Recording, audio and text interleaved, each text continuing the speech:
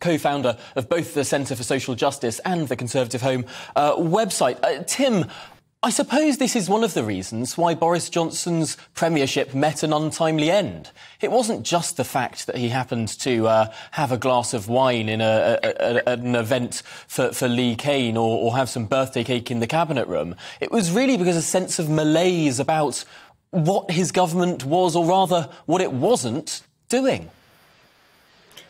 Precisely, Tom. And actually, I was speaking to a few Conservative MPs about this very subject the other day.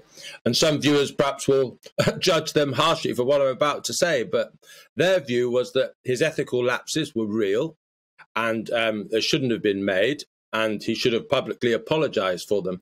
But their view was that his leadership almost certainly would have survived them if the Parliamentary Conservative Party had felt, overall, he was a Prime Minister that was worth keeping in the job because he was building houses, or he was restructuring the state, or he was making reforms of the long-term kind that I think your guest, Richard Johnson, has just been suggesting.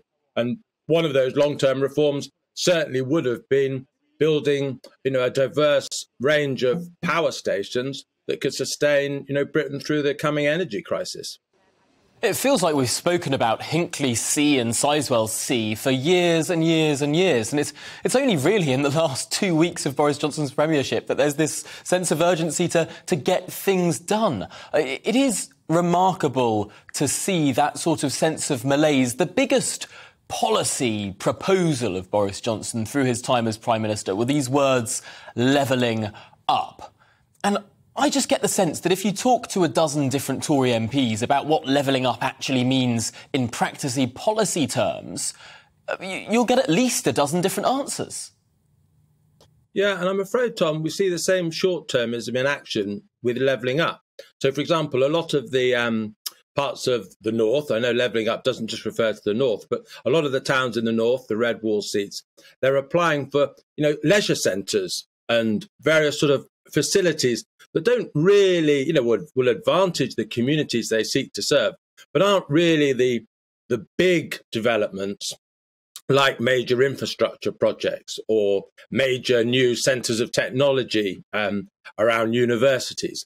Those are the lot of long-term projects that would really give the North more of a fighting chance, to keep their young people within their economies. And look, what is it? It's 2022, 3 years into this Tory majority of 80. Mrs. Thatcher always understood that if you were going to use a big majority, you needed to get underway straight away, because lots of reforms, they're unpopular in the beginning, while the people who are against them are very much voluble. And then they begin to take their advantages as people see what benefits will best be associated with them later on in the Parliament. And the problem is, though, now Liz Truss will inherit that majority of 80, but she has so little time to enact anything meaningful. So she really does have a very difficult inheritance.